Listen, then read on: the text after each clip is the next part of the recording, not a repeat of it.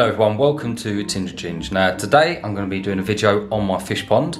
As you all know, the weather's getting very cold this time of year. It's like January. We've only had one frost so far, which is quite good. So what I want to do is I want to try and make a heater for my pond for now, which is going to be temporary, just so that once it gets a little bit colder, then my fish just have somewhere they can hold up and just feel a little bit more comfortable. So I'm going to try and do this as cheap as possible. Obviously it's going to be just for like a few months until the weather does warm up. I do plan on getting a proper heater for the pond. I want to get one that is sort of, I can put on the actual filter itself that heats water up inside the filter and then goes back into the pond that way. So that will be an upcoming video, but I want to do a little bit of research before I get into that, just to make sure I am getting something that's going to suit my needs and that I'm actually going to like to use. So for what I'm going to do is this build has cost me about £20, if that. The only thing I've really paid for is the heater. All the other stuff is just stuff that I've had laying around the house that I've had from previous jobs and things like that. So what I'm going to do is I'm going to get into showing you what I'm going to do, how I'm going to do it, and then hopefully if you ever need to get a heater in your pond for like a little couple of months before you purchase something a bit more substantial, then hopefully this video is going to help you out to do that. Okay, so what I thought I'd do is I'll just give you a little overview of the pond so far, just so you can see what I'm working with. So this is the pond here. Doesn't look that big, but it's actually a lot bigger in person. So it's literally 4 meters long, and it doesn't stop here. This bridge actually goes underneath this bridge to this line here. So that's it. It's like 4 meters long. It's about 1.5 meters wide, and it's just over 4 meters deep.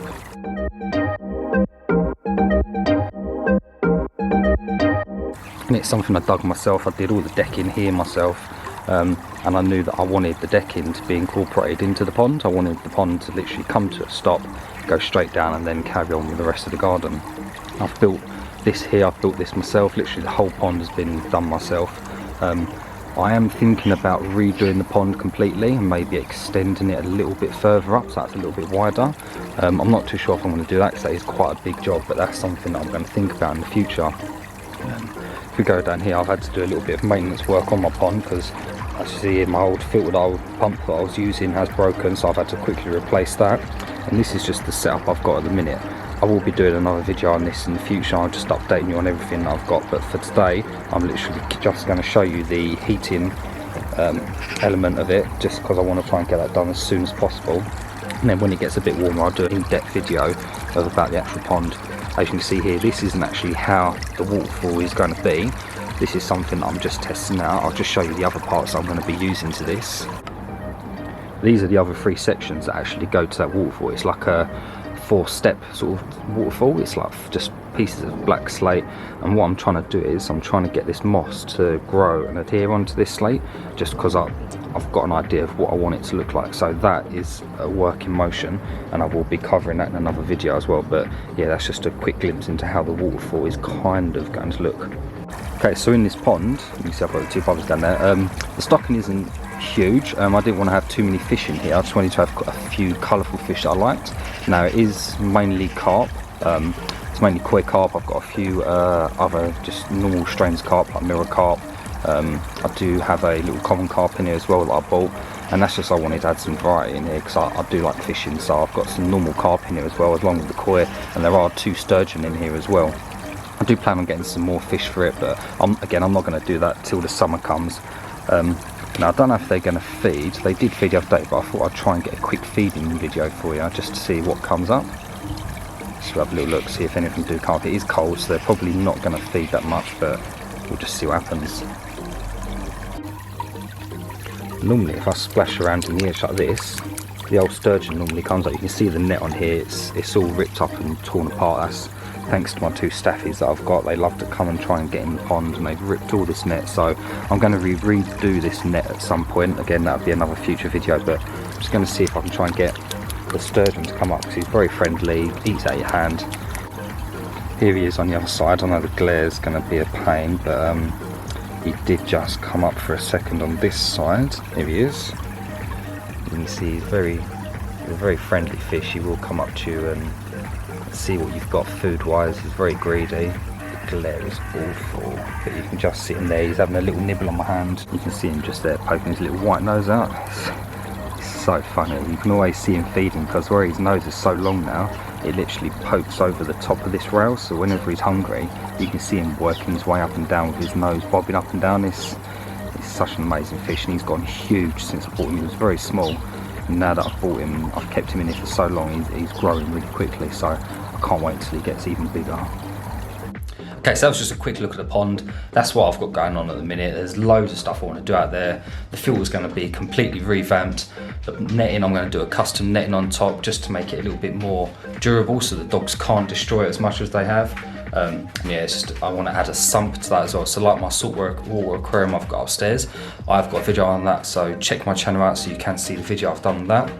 But I do want to add a sump to this as well, just to try and aid in that filtration, because I want to try and keep that water as clear as possible. The filter there does have a UV filter on it. It's not the best. I do change the bulbs out quite often and it doesn't really seem to make a difference, so I'm going to be buying a UV filter for this as well, just to try and keep that water as crystal clear as possible. But again, I'm not going to do anything to this pond until it warms up now. It's too cold to be out there to be doing anything, and so once the summer comes there's going to be a big update on that pond, so make sure you stay tuned, subscribe to the channel so you do get to see that video when it comes out. What I'm going to do is now I'm just going to run down everything I've got for making the heater. Literally you need hardly anything to do this. It's literally chucking it together. It's going to be a 10-minute job if that to put together. So yeah, let's crack on with this and get it done. Okay, so this is basically everything I'm going to be using today. Like I said, it's literally nothing. I've got a drill. If you haven't got a drill, then you can use a Dremel for this. That'll do exactly the same job. But this is the heater I'm going to be using. It's literally, I think I bought this off Amazon for about £20. It's not an expensive one. It's 150 watts. And I believe it goes up to a temperature of 34 degrees Celsius, which is 93 degrees Fahrenheit, which it says. So that's the heater I'm going to be using. Now I'm going to be encasing this in something, because I'm going to be running this on full pelt, just to try and kick out as much heat as I can. So all I'm going to be covering it with is just a piece of PVC tubing, and that's just going to stop the fish from going up against it and touching it and possibly damaging themselves. So that's going to be the casing. I've got a few cable ties. That's just to tie this in place and just block the end up, just to stop any fish from trying to get in the bottom. I've got a pen just for doing some marking. I've got a drill, large drill here for drilling holes in the sides. I'll show you that in a minute. And a few other little drill and Dremel tools there that I can use. And yeah, that's basically all I'm going to be using for this. It's going to be a really simple, easy task to do, and hopefully it's going to give my fish a little bit more extra comfort for the colder weather coming. Okay, so what I've done here, as you can see, I've got the little aquarium heater here. All I've done is I've got a normal piece of PVC pipe, and all I've done is I've just cut that to the rough shape and size of what the heater is, so you can see it just barely pokes out the bottom, and that's important because you don't want this poking at the end for it to actually be able to touch the fish. So all that's going to do is that's going to be sliding inside like that, and I've got the dial on top so I can adjust it if I need to. I don't think I'll be touching it too much, because I think this should be plenty, and you can see that it literally only just pokes out the bottom. So the next thing I'm going to do before I secure this in place is I want to make a series of holes up and down this pipe, and the reason I'm doing that is just so that the water can flow in and out of this pipe really easily, just to make sure that most of that heat is coming out into the water column, just to try and heat the fish up. They might be sitting around this and close to this, but I want as much of that water to be able to flow through as possible to try and get as much heat out of it as possible. So all I'm going to do is I've just got a pen, little board marker, and I'm just going to go down. Oh no, the cat's coming to attack again.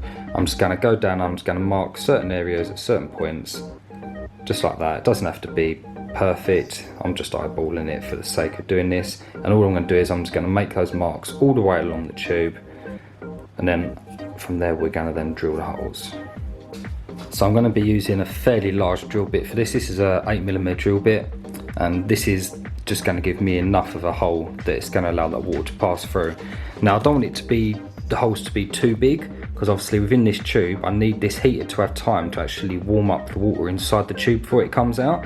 If there is literally too many holes, then the water inside isn't going to have long enough to heat up, and so it's not going to produce as much warm water as what I like. So this drill bit, it's not too big, that's going to be perfect just to drill these holes all the way along, and then that should give it the water enough time inside to warm up, and then the water to flow through as well, so it's just leaking out that warm water constantly.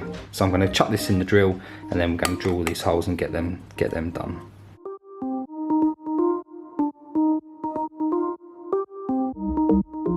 I suggest when you're doing this, don't do as I do.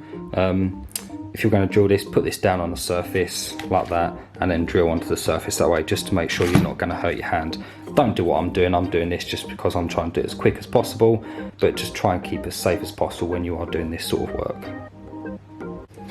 Now once you've drilled these holes, you will see you will get a lot of this excess flashing, this little bit of plastic hanging off the sides of the holes, and what you want to do is you want to try and get rid of that, just to stop the fish from rubbing up against that and just from harming themselves. So all you've got to do is get some sandpaper. You've literally just got to go over this with sandpaper, take that off, get a bit of the other sandpaper, fold it up, put it inside the holes, and then just take off all them sharp edges just to get them out of the way, because you don't want the fish to be rubbing up against this and damaging themselves on them. I'm also going to go around these edges as well where I've cut the pipe. I'm just going to make sure I take off all the hard burrs off of that as well, because I don't want the fish scratching themselves up against that either. And that's it. So once you've sanded all that down, you should have all these edges nice and smooth. There shouldn't be any sharp edges that the fish can catch themselves on. So next stage I'm going to do is now, I'm going to measure out where the heater is going to be inside this piece of pipe, and I'm just going to drill some small holes, and that's where I'm going to use the cable ties just to secure that in place. Okay, so this is how this heat is going to sit inside the piece of pipe.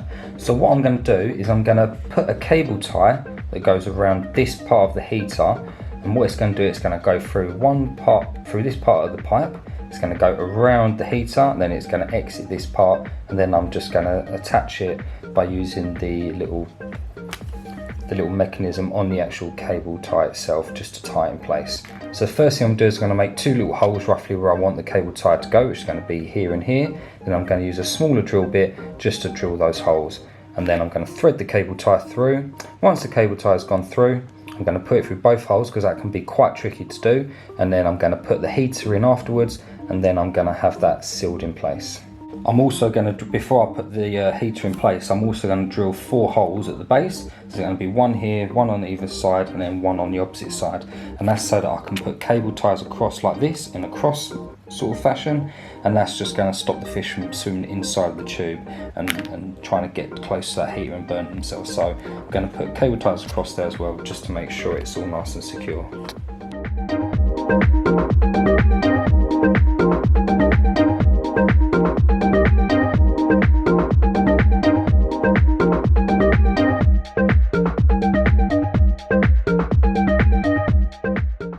Okay, so you can see I've got the 4 dots there, so they're going to be the 4 drills I'm going to make to put the cable ties through. And then you can see I've got the 2 dots here, and that's where the cable tie is going to go through and hold the actual heater in place. You can see the heater's got a bit of a lip here, so what I'm planning on doing is putting the cable tie around that lip, just like that, so that it can't slip down any further inside. So it should be there securely and it shouldn't move. So next thing I'm going to do now is I'm just going to drill these holes out, and then we're going to put the cable ties in.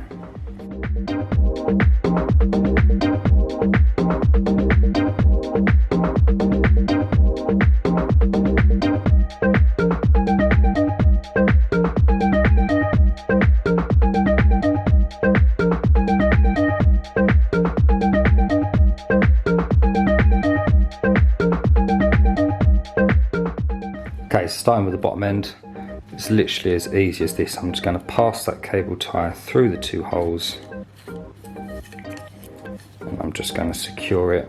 It doesn't have to be pretty, because like I said, this is literally going to be in here just for a couple of months, just until I can get that proper heater in place. It's going to be once I actually revamp the pond as well, so it's going to be a full video when I do that. So that's all I've done. I've just secured that across there like that. Then I'm just going to take the other cable tie, pass that through the other holes,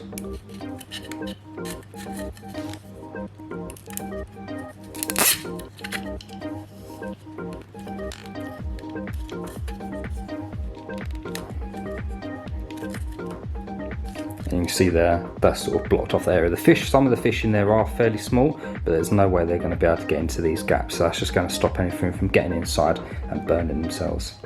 Now what I'm going to do is I'm just going to cut these off, and then we'll start on the actual main part of the assembling the heater. So what I'm going to do is now I'm going to take the other cable tie, I'm going to place it through one of these holes. Now this is where it can be a bit tricky. If you've got some tweezers or anything like that, it's probably going to make it a little bit easier. But as you can see, I need that cable tie to come in, and then I need it to curve around and come back out this hole here. I don't actually have any tweezers or anything like that, but I'm just going to use my scissors. Without gripping the cable tie too tightly, I'm just going to pinch the cable tie like that. I'm going to bend it around, and then I'm going to poke it back through the hole there like that. And then once that's poked through, I should be able to let go, and I should be able to grab the tip of that cable tie like that and pull that cable tie through. Make it as easy for yourself as you can. There's no point struggling trying to get you might be able to get your finger in there and push it through, but if you've got the right tools for the right job, then it just makes it a lot easier. So what I'm going to do is now I'm just going to push that cable tie to the back, and I'm going to try and spread that cable tie as much as possible, because now I'm going to place the heater inside. It should go in nice and snug fairly easily, just like that. And then all I'm going to do, before I put it in, I'm just going to check what the temperature's at. I probably will be able to slide this up and down, but I'm not going to move it too much. So I'm going to literally put this on the highest, which is 34 degrees Celsius or 93 degrees Fahrenheit. Now that's cranked up to the max. I'm going to push that all the way down. Now I can still adjust it if I want. I know if I turn it one way and it won't go anymore, that means it's turned up to the max. And if I turn it the other way, then that is just going to slowly turn the temperature down. But I'm just going to have it on the maximum for now. I can always adjust it at a later date. So now that cable tie, that heater's gone in, it's hit the bottom of that cable tie. It's not going to go any further.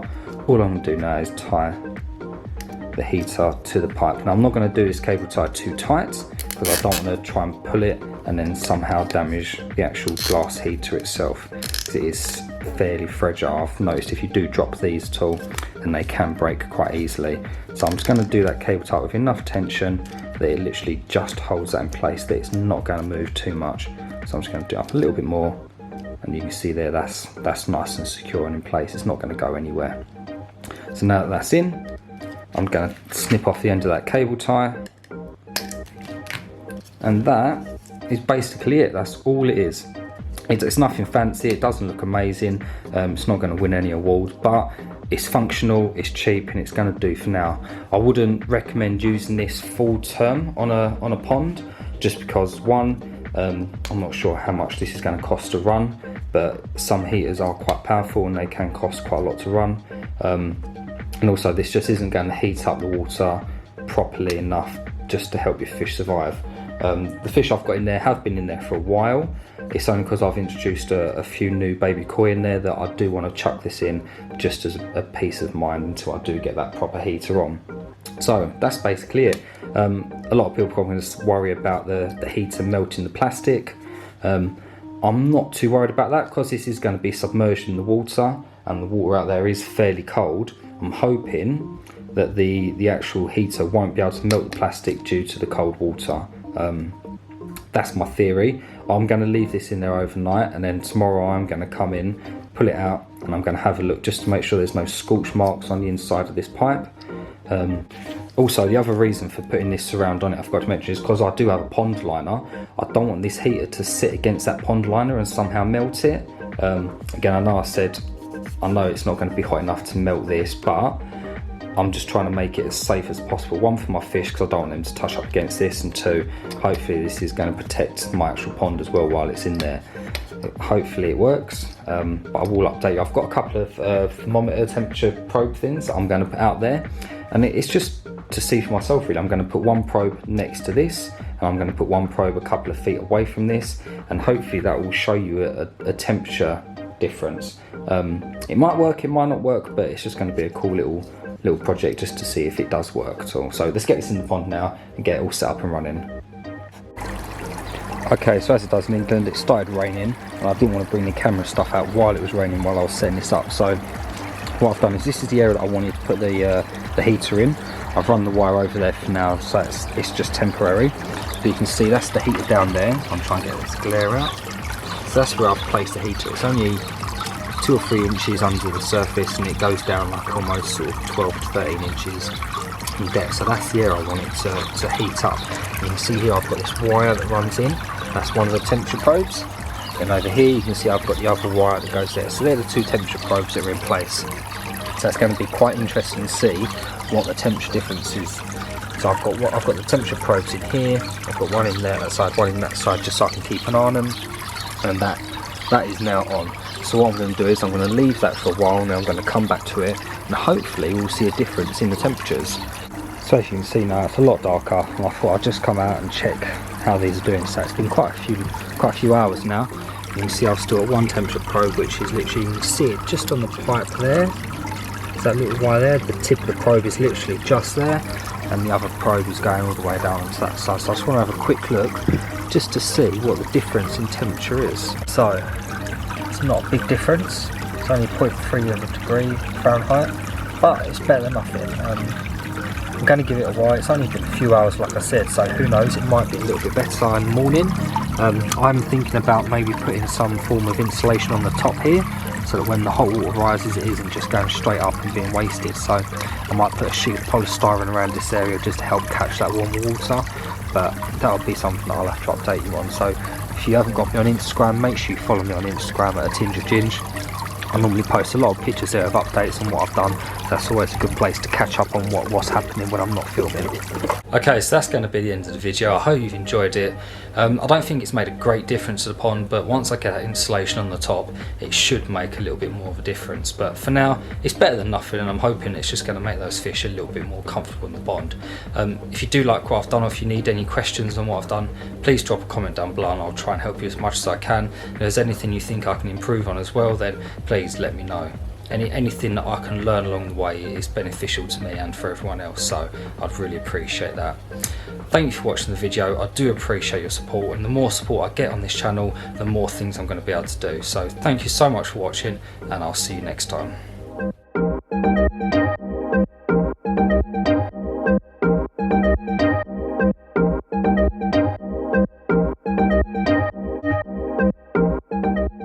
Oh, there he is. You can see his little white nose popping out again. You can just see him there, he's having a little nibble on my hand. That's my finger gone.